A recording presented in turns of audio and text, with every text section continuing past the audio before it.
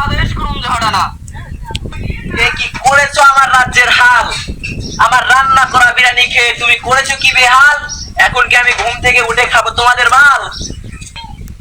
কে খেয়েছে আমার রান্না করা বিরিয়ানি? সাকিব খেয়েছে জাহাপানা।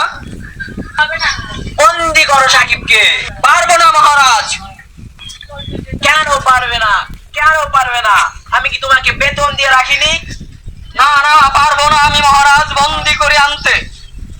3 মাসের বেতন এখনো বাকি আছে মহারাজ। না না না না, এত বড় মিথ্যা অপবাদ কে দিয়েছে আমার বিরুদ্ধে? আমি তো প্রত্যেক মাসের বেতন দিয়ে দেই। কে দিয়েছে আমার বিরুদ্ধে এত বড় অপবাদ? এক্ষুনি বলো, না হলে তোমার গর্দান নিয়ে নেব। সাকিব বলেছে মহারাজ। বন্দি করে নিয়ে আসো সাকিবকে।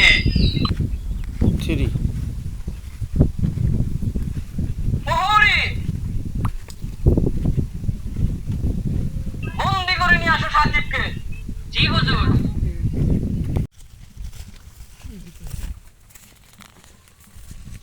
কি অপরাধে ধরে নিয়ে আসা হয়েছে আমাকে মহারাজ? তুমি মহারাজের বিরিয়ানি খেয়েছো আর মহারাজকে মিথ্যা অপবাদ দিয়েছো। আমি মিথ্যা অপবাদ দেইনি হুজুর। তুমি রাজমহলে দাঁড়িয়ে রাজার সামনে উচ্চ স্বরে কথা বলছো, এর শাস্তি কি হতে পারে তুমি জানো? তোমাকে শুলে চড়ানো হতে পারে। না না মহারাজ, এত বড় শাস্তি আমাকে দিবেন না। আমি রাজার বিরুদ্ধে মিথ্যা অপবাদ দেইনি। আছে তোমার কাছে যে আমি আমার প্রহরীদের বেতন দেই না, এটা যদি তুমি প্রমাণ না করতে পারো তাহলে তোমার কঠিন থেকে কঠিন শাস্তি হবে। হে মহারাজ, আপনার প্রহরী যখনই আমাকে বন্দি করতে গিয়েছে, যখনই সে আমার উপর তলোয়ার নিয়ে চড়াও হয়েছে, তখনই তার বগল পেটে এমন দুর্গন্ধ বের হয়েছে মহারাজ, তখন আমি থাকতে পারিনি, তখনই আমি অজ্ঞান হয়ে গিয়েছি। এতবার কথা আমাদের সৈন্যদের বলছো, এই কথা দ্বারা তুমি কি বোঝাতে চাইছো? ক্ষমা করবেন হুজুর, এ কথা না বললেই নয়। আপনি যদি আপনার প্রহরীদের বেতন দিতেন তাহলে তাদের পোশাক এরকম ছেঁড়া পাড়া থাকতো না মহারাজ। না না না না, আমি এই কথা মানতে পারছি না। এখন যে গরম পড়েছে, শরীর থেকে দুর্গন্ধ বেরোবে, তাতে আমার কি দোষ?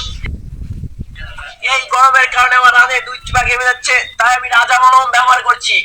পেয়েছো তুমি প্রমাণ পেয়েছো। একে তো তুমি রাজার বিরিয়ানি চুরি করে খেয়েছো, তার উপর মিথ্যা অপবাদ দিয়েছো। এর শাস্তি তোমাকে পেতেই হবে। সেনাপতি, নিয়ে যাও এই মিথ্যেবাদীকে, বন্দি করো কারাগারে। কাল সূর্যোদয়ে ওর বরদান নিয়ে নেওয়া হবে।